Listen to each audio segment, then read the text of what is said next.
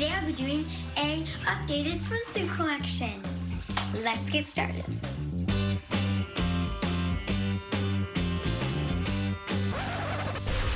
Hey guys, today I'm doing a room tour, so come on in. I have this ladder and it just says, "You look gorgeous" on the side. And then up here is my loft. The first thing you see when you enter my loft is my bed, and this is where I sleep. Hey everybody! Today is really exciting because Hopi is coming over for a sleepover. This is gonna be so fun!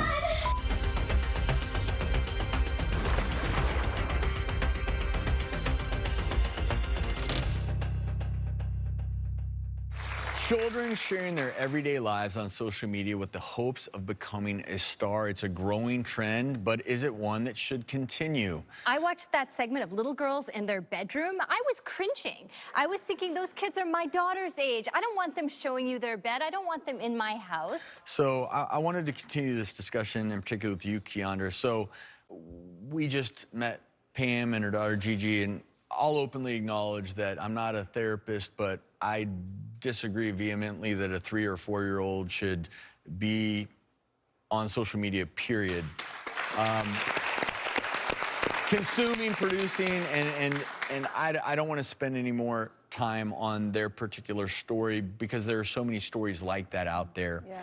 And these young minds, you used the word agency earlier, they have no clue what they're doing. And yet the reality is these polls don't lie. 33% of kids are growing up wanting to be a YouTube star. More than anything else, that's what they want. Teacher? Okay, some kids want to be a teacher. Most of them want to be YouTube stars. Astronaut? Okay, a few, but most of them want to be YouTube stars. How can we shepherd these young people? They're guinea pigs. They're guinea pigs. How can we shepherd them through this? You know, the funny thing, when I was listening to their story, the first thing that came to mind, I hope this is politically correct, but I was thinking, is this the new form of pimping our children out? Like, right? That's what I was literally thinking, because Gigi may have gotten, you know, a piece of her childhood stripped away. And she didn't have time to play and have fun and do all the things that kids normally do. And when you're famous and you have that much clout, you can't do things that normal kids do. And we can't always protect our children when they're child influencers. I know they talked about having a team and how, you know, all of that stuff plays, but there's so much negativity out there. Child actors are protected. There are laws limiting their work hours. There are requirements that they have on-set teachers. They have on-set social workers. These social media influencer kids have no such protections. That team really isn't there. That team is never going to be there for someone even if in there's that a manager and an situation. agent, their job is not to protect the child. There are no checks and balances whatsoever. And honestly, even if a child has 2 million followers, it's not as though the team has any interest in that childhood's well-being. They care about the money. That's it. And so, in some ways, though, this has lasted for many, many years. I think of the parents of a burgeoning soccer star or basketball star where the kid says, you know, I don't want to play basketball today. I want to go say hi to my friends. And the parents are like, no, not until you make 100 free throws in a row, right? That's not good parenting either. This feels like a new form of pressure, but at the same time, it's there. And these kids want to be YouTube stars, so what do you do? Kylie Jenner and her success story. Everybody sees that, it's thrown in your face. It's like, well, why can't I do that? Or at least to a much smaller extent, which is significant. It's also the little kid consuming and following, and it seems out of control to the point where I'm sitting here next to you thinking, you have 2 kids right now. I don't have kids yet.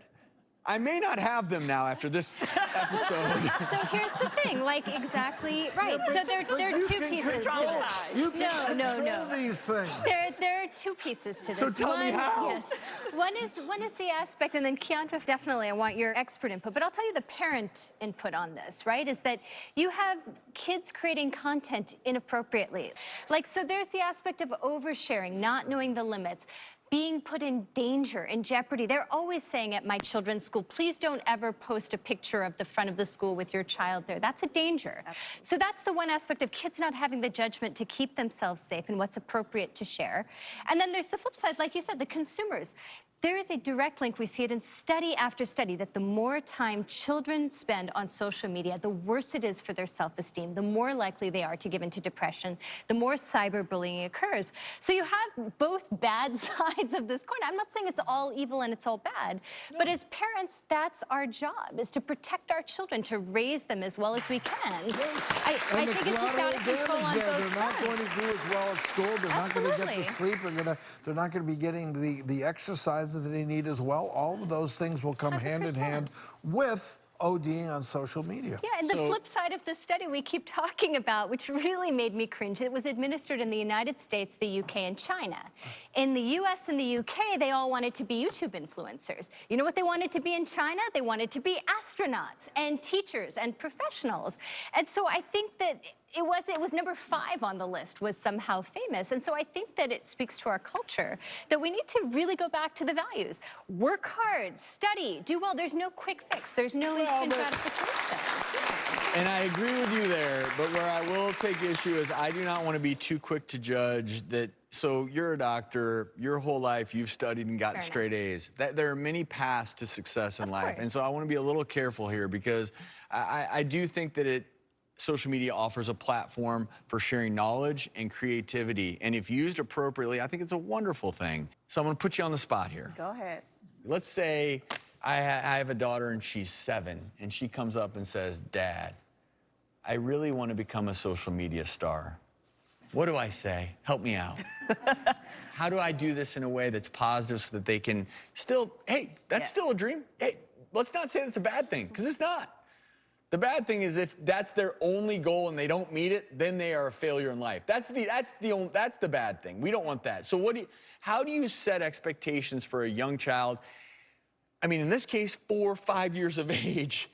How do you set proper expectations for these young kids in the social media age? Yeah, the first thing that I would do is talk to my child about why they wanted to be that in the first place, right? And just have a candid, light conversation. Well, why? You know, and let them tell you why. And if their reasons are just, oh, they have tons of followers, or, oh, you know, superficial reasons, then they're probably not even emotionally mature enough to even handle something like that. So I would definitely kind of curb them a little bit and say, maybe we can start a page, but we're going to make it private and put some boundaries and some limitations on it, because you don't want to shoot their dream down, right? And then they're going to be like, you know what, Dad, you're a dream killer, and they're never going to want to talk to you about those dreams again. And so you don't want that to happen. So having a lighthearted conversation at that age to see what their mind track is, I think that's beneficial. So you're saying there is a place for social media even at the age of 7?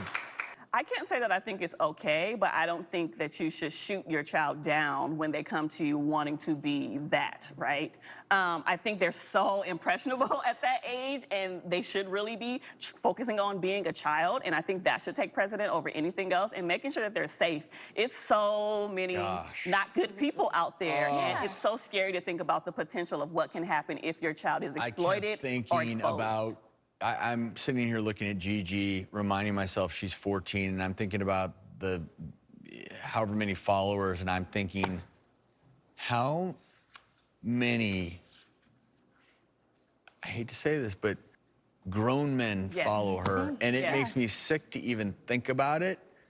And getting back to the story about you accidentally share your location, and it's safety first above all things. And look, certainly we don't want to shoot down anyone's dreams, because when we were kids, a lot of people did. They wanted to be I wanted to be a professional baseball player. Well, you know what? I think we all did. I did better in school than sports, so here I am. Somehow I ended up on TV. But my point is, the path is do what you're good at, find what you care about, do it with passion, and everything else will work out.